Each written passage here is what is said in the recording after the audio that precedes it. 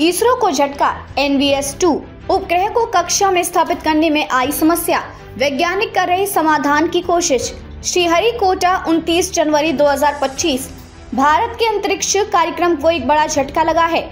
भारतीय अंतरिक्ष अनुसंधान संगठन ने 29 जनवरी को भूस्थितिक उपग्रह प्रक्षेपण यान GSLV F-15 के माध्यम से NVS-2 उपग्रह का सफल प्रक्षेपण किया गया। हालांकि इसे सही कक्षा में स्थापित करने की प्रक्रिया में समस्या आ गई, क्योंकि उपग्रह में लगे थ्रस्टर्स अपेक्षित रूप से कार्य नहीं कर सके। इसरो वैज्ञानिक अब इस समस्या का समाधान निकालने में जुटे हैं, ताकि उपग्रह को सही कक्षा में स्थापित किया जा सके। क्या है NVS-2 मिशन? NVS-2 उपग्रह NAVIC प्रणाली का हिस्सा है, जो भारत का स्वदेशी सैटेलाइट आधारित नेविगेशन सिस्टम है। ये प्रणाली भारत और उसके आसपास के क्षेत्रों में सटीक नेविगेशन और टाइमिंग सेवाएं प्रदान करने के लिए विकसित की गई है।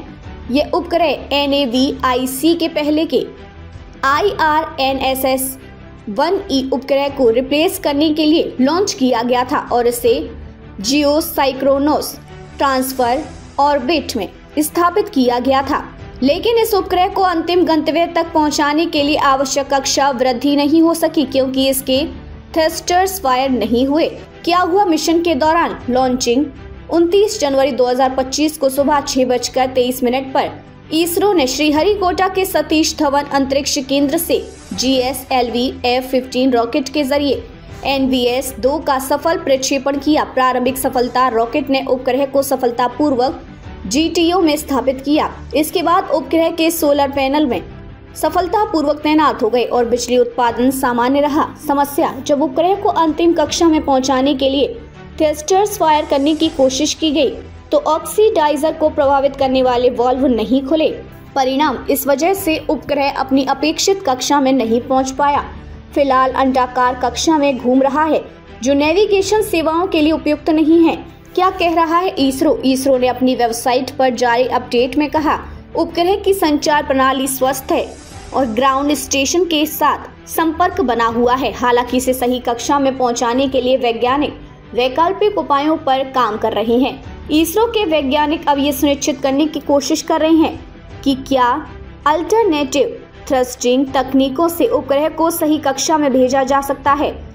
NAVIC और भारत की अंतरिक्ष महत्वाकांक्षाएं। NAVIC भारत की स्वदेशी GPS प्रणाली है, जो अमेरिका के GPS, रूस के ग्लोनेस और यूरोप के गैलीलियो और चीन के वीडियो सिस्टम के समान कार्य करती है।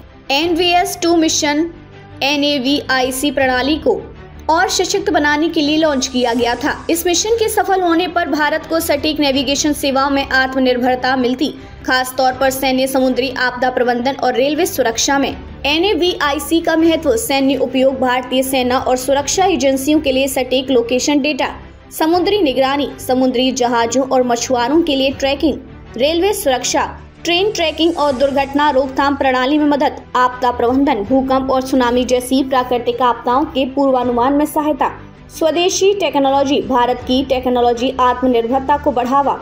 क्या होगा आगे? इसरो की टीम इस समय उपग्रह की स्थिति पर लगातार नजर बनाए हुए है। वैज्ञानिक नए समाधान तलाश रहे हैं, ताकि NVS-2 को सही कक्षा में स्थापित किया जा सके। अगर यह संभव नहीं हुआ, तो इसरो को भविष्य में एक नया प्रतिस्थापन उपग्रह लॉन्च करना पड़ सकता है। हालांकि यह झटका इसरो के लिए एक चुनौती जरूर है, लेकिन भारतीय वैज्ञानिकों ने इससे पहले भी मुश्किल हालातों को सफलतापूर्वक संभाला है। उम्मीद की जा रही है कि इसरो इस समस्या का समाधान निकालकर NVS-2 मिशन को सफल बनाएगा।